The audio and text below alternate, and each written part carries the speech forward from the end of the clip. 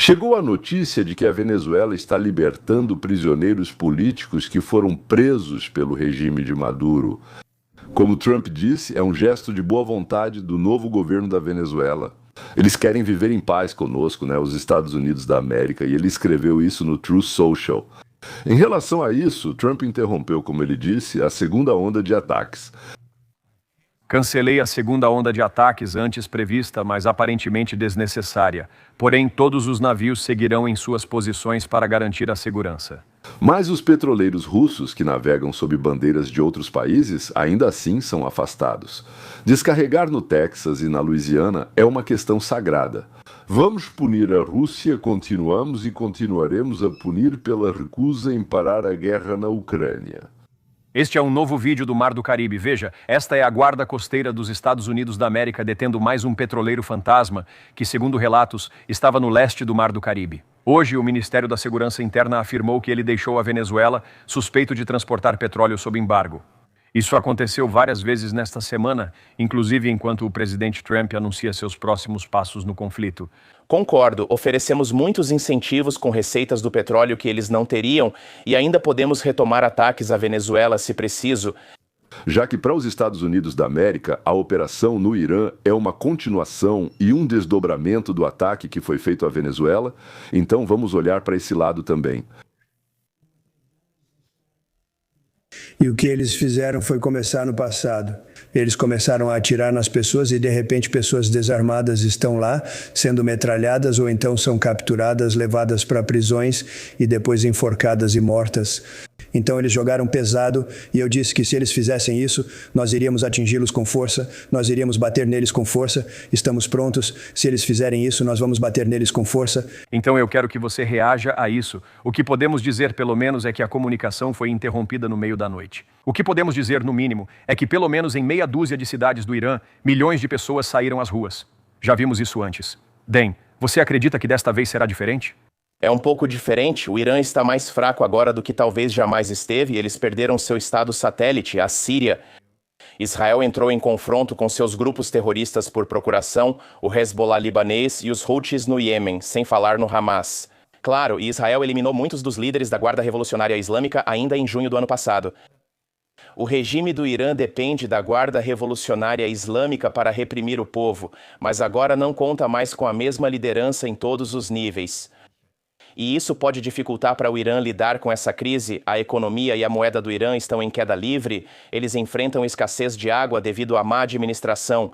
Acredito que o governo dos Estados Unidos da América busca formas de apoiar o protesto. Isso pode envolver fornecer acesso à internet, o que certamente podemos fazer se decidirmos. Eu não sei de nenhuma greve dentro do Irã, acho que isso seria arriscado, mas provavelmente há outras coisas que podemos fazer. E é aí que chega a hora da Voz da América, quando temos a oportunidade de levar a informação àqueles corajosos iranianos nas ruas, mostrando que apoiamos seus esforços para trazer liberdade e democracia ao seu país. Aliás, abaixo está o link para o meu livro Uma História de Aventura em Busca. Hug em russo é adequado para todas as idades, de 12 a 120 anos, mas dentro do livro há uma mensagem muito clara. Tudo o que não é liberdade não funciona. Se alguém não conseguiu baixar Capitalismo 101 a tempo. Ela está à venda em russo e em inglês na Amazon e na Camerton Global por menos de $5. A versão em inglês de Em Busca de Hug também pode ser adquirida nessas mesmas plataformas. Na verdade, a Rússia nos enganou por muito tempo com as negociações sobre a Ucrânia. Mentiram, fingiram ser ingênuos e acabaram se dando mal. Então agora eles vão receber petróleo por $50 ou menos, vão saber, então por barril, respectivamente, por barril de petróleo leve, é aí que vai acontecer. Bem, eles não vão à falência, mas vão ter que tomar decisões, vão ter que cortar benefícios sociais e então correr o risco de revoltas por todo o país ou acabar com a guerra na Ucrânia, que é justamente o que queremos que eles façam. Então me perguntam, por que você? Então dizem que pressionaram a Venezuela, mas não fizeram o mesmo com o México, talvez tenham ficado com medo do território mexicano. De fato, nos Estados Unidos entram toneladas de drogas, milhares de ilegais e armas. Diversas gangues criminosas entram, pessoas são transportadas em tanques de combustível, em contêineres com mercadorias, cavam túneis sob a cerca da fronteira. Aliás, é curioso que ninguém tente fugir para o outro lado, longe de nós. Todo mundo quer ir para lá, para essa América horrível, terrível, ruim, malvada, opressora, russa, todos correm para cá, mas ninguém quer voltar. Nós já pedimos muitas vezes à liderança do México, ou nós mesmos, ou junto com o pessoal de vocês, vamos destruir a produção dos cartéis de drogas, o transporte deles, a infraestrutura deles, ou então simplesmente deixem a gente entrar e resolver com eles. Sim, o México responde não. Toda vez enquanto nosso povo morre e o crime continua vindo para cá, temos assassinatos, roubos, estupros, furtos em massa. E o México diz: nós somos um Estado soberano, nem pensem em entrar aqui, Deus me livre. Nós gastamos bilhões para tentar parar o fluxo de migrantes, drogas, armas, bandidos, enquanto o México só se beneficia disso. Ou seja, cerca de 20 milhões de seus habitantes trabalham nos Estados Unidos e enviam dinheiro para suas famílias. Nós sabemos exatamente quanto o México recebeu dos Estados Unidos em 2024. Desses trabalhadores vieram 63 bilhões de dólares em remessas. 63 bilhões de dólares enviados por esses caras que estão aqui.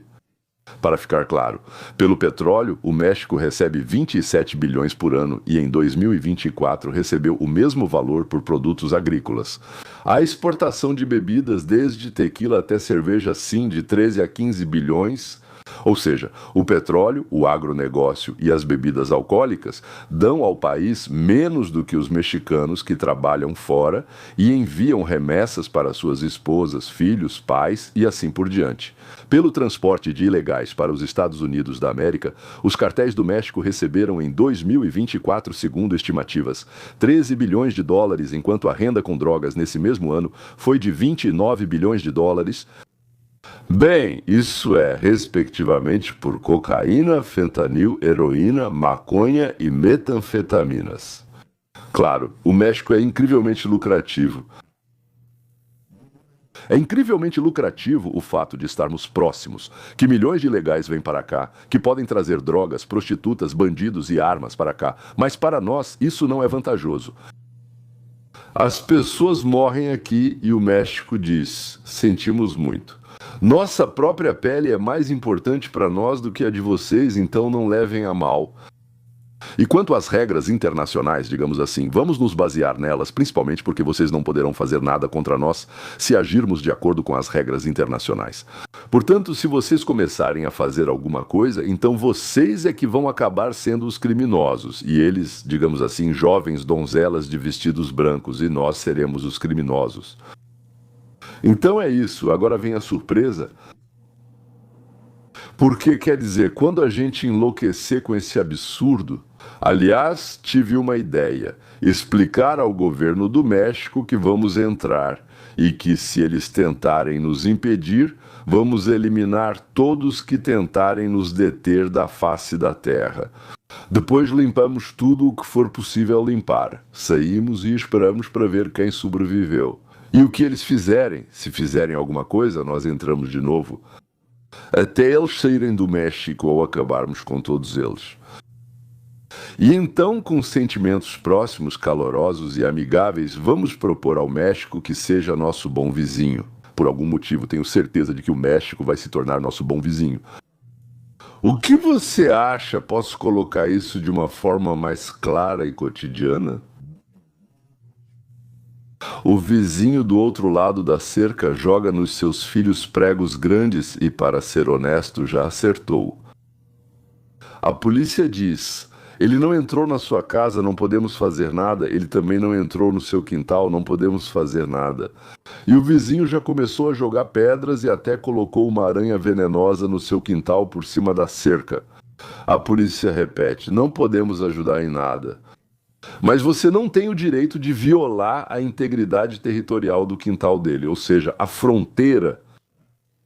Mas você tem todo o direito de gritar com o vizinho e até pode, do seu lado da cerca, escrever que ele é um criminoso, ou então do lado dele, com seus próprios legendas. E aí você percebe que o vizinho um dia pode furar o olho do seu filho ou enfiar uma cobra na porta do portão ou fazer outra coisa igualmente encantadora. Ele já fez coisas parecidas muitas vezes, só que não deu muito certo. Você pode decidir que, bem, o que tiver que ser, será, ou pode decidir que o salvamento do afogado é responsabilidade do próprio afogado. Bem, então é o seguinte, senhoras e senhores, eu pessoalmente acho que está na hora de enterrar o assunto do México e limpar, bom, talvez não consigamos limpar tudo, ok, mas pelo menos uma parte e depois mais um pouco. Olha só, as possibilidades e os desejos deles vão diminuir e talvez até o governo do México pare de ter tanto medo dos cartéis e comece a fazer algo por conta própria para limpar o próprio país desse mal. Não faz sentido apostar no Trump. Ele disse, então Cuba vai desmoronar sozinha e o México vai precisar de ajuda. Eu também penso assim, sou a favor de ajudar desse tipo de ajuda, os vizinhos devem ajudar uns aos outros. A tentativa de sequestro de Maduro já é notícia antiga. No podcast Guerra de Culturas, discutimos e planejamos debates sobre invasão na Venezuela. Trump enviou uma mensagem sobre atacar o México e fez uma declaração, mas não afirmou diretamente que haverá invasão terrestre. Ele diz, vamos atacar o território dos narcocartéis no México, o que implica entrar no país. Vamos começar agora a atacar o território deles. Por causa dos cartéis, os cartéis controlam o México. É muito, muito triste ver o que aconteceu com esse país, mas os cartéis atuam e matam de 250 a 300 mil pessoas no nosso país todos os anos. Essas drogas... Bem, é isso, vou ligar de novo. A Egorova... Semkin A.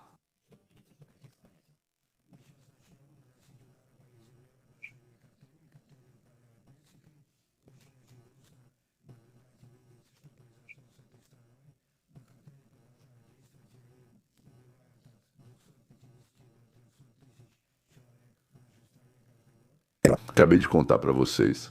Se a correção política pode ameaçar a vida do seu filho, então você terá que sacrificar a correção política ou sacrificar seu filho. E cada um de nós faz sua escolha e alguns realmente escolhem sacrificar a correção política. Eu estou com eles.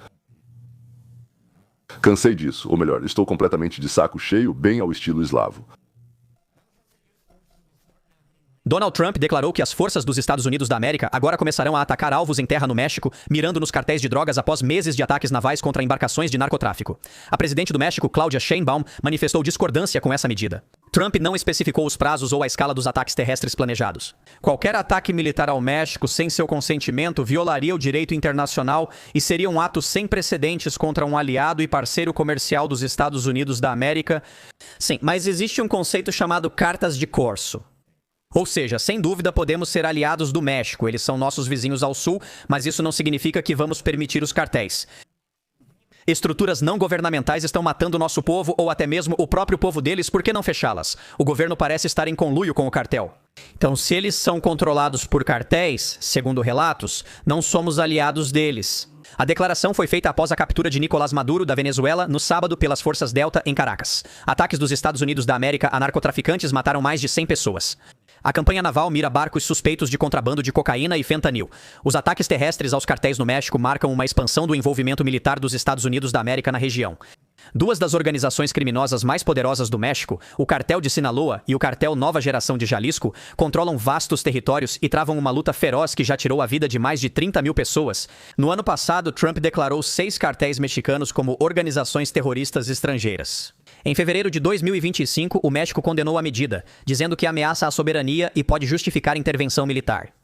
Sheinbaum declarou na segunda-feira que os americanos não pertencem a uma única nação, mas sim às Américas. Desculpe, respondendo à afirmação de Trump sobre o domínio de Washington no hemisfério após a captura de Maduro, isso é chamado de Doutrina Monroe. A Doutrina Monroe era uma declaração não oficial.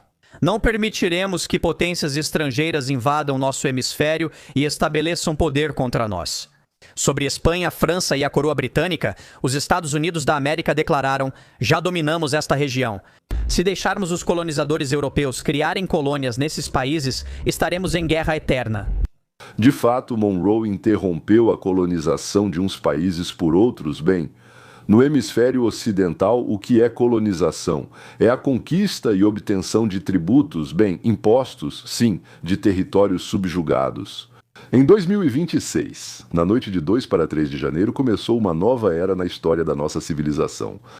O mundo, de unipolar com os Estados Unidos da América dominando, está se transformando nem mesmo em bipolar, como era a União das Repúblicas Socialistas Soviéticas contra Estados Unidos da América, mas em multipolar, onde grandes países são responsáveis pela ordem, cada um em sua região. Nos Estados Unidos da América somos os guardas e não permitiremos que outros interfiram em nossa vida e relações com os vizinhos na região. Lá, sei lá, China, Rússia, Brasil, Rússia, Índia, China e África do Sul, eles podem criar seu próprio centro e guarda regional, não sei. A Europa, se conseguir ganhar um pouco de testosterona, sim, então vai organizar seu próprio centro. Os filhos de Abraão, os semitas e, talvez, a Pérsia liderada pelo Shah, vão organizar o deles.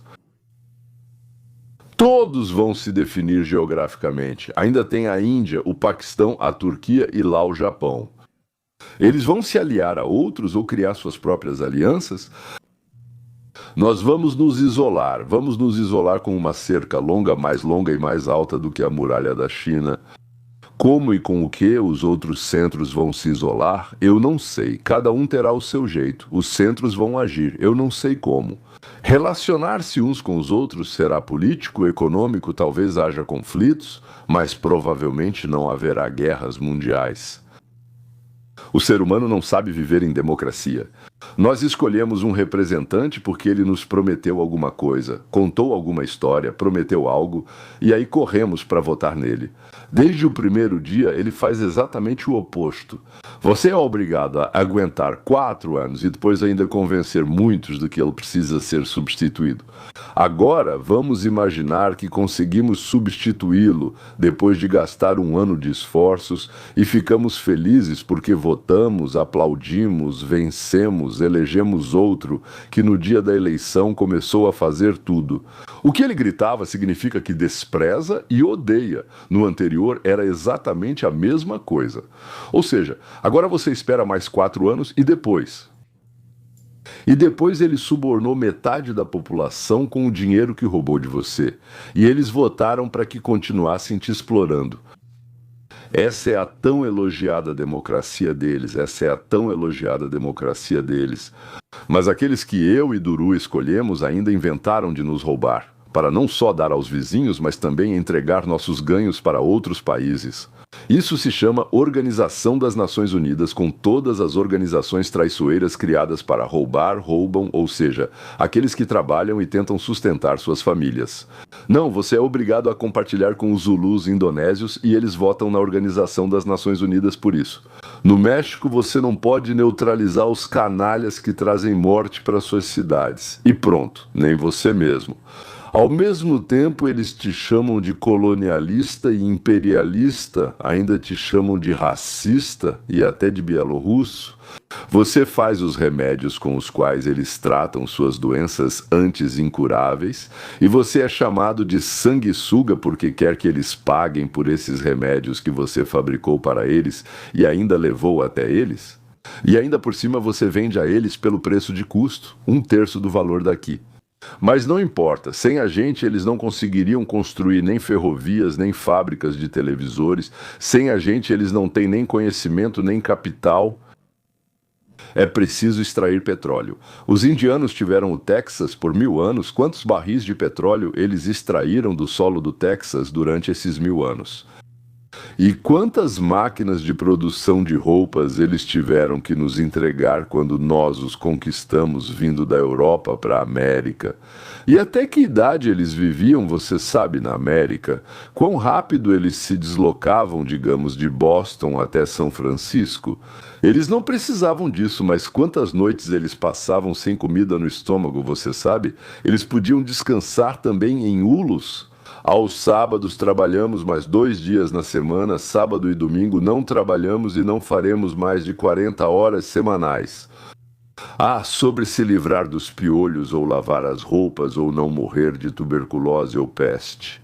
Claro, era preciso deixá-los em paz no seu estado primitivo e esperar que eles mesmos aprendessem a curar a peste e a colocar implantes dentários.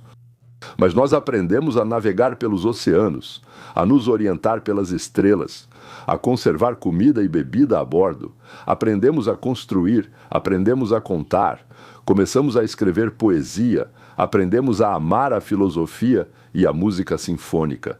E agora me dizem que vamos todos votar juntos e tomar decisões de grande importância. E se aqueles que não suportam música sinfônica forem maioria, então adeus Mozart, adeus Beethoven, Stravinsky, adeus Paganini, adeus Rachmaninoff. Se a maioria dos países e das pessoas decidir, então não haverá nem astronomia, que ninguém precisa, nem poesia, para que serve isso afinal, nem outras coisas inúteis. Por isso a ideia deles é que você pode ficar sentado no México, matar nosso povo e dizer que a Organização das Nações Unidas votou que você não pode entrar. Invadir meu país e eliminar os traficantes um por um é uma ideia idiota, e só idiotas não veem e não entendem isso. É como deixar 250 mil somalis entrarem nos Estados Unidos da América e com a mentalidade medieval deles, eles têm uma mentalidade da Era das Cavernas. Acreditar na palavra deles de que gastaram 9 bilhões dos nossos dólares, o nosso dinheiro, mas eles não têm recibos e exigem que acreditemos apenas na palavra deles de que gastaram isso com nossos filhos. O que vocês não acreditam? Estou falando sério, dei minha palavra. Acho que é hora de reconstruir o mundo, tudo deveria ser mais simples e fácil.